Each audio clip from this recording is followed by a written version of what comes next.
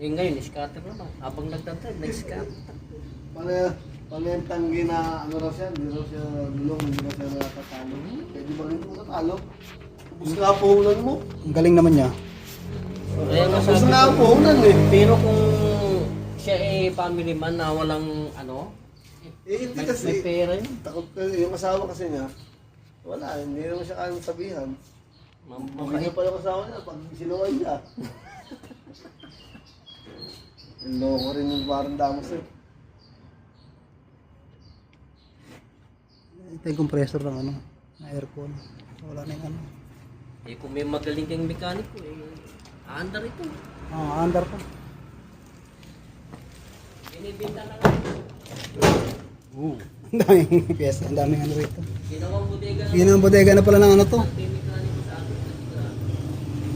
Dito. Hindi naman ito kaya na dito pa, hindi ito ako eh. Hindi nakatakin. Hatakin talaga to. Ito mo eh, nasa hindi nakatakin. Ito yung radiator yan. Tayo ng ano. Yung nandoon, palis na lang gulong. Ito yung gulong oh. Meron naman sa pamalit. Anong araw na gusto nangyari dito? Walang araw eh. Basta pag gusto niya lang.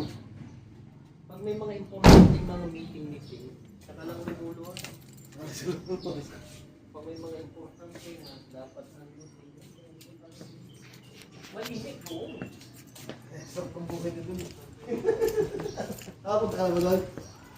Pero nga lang,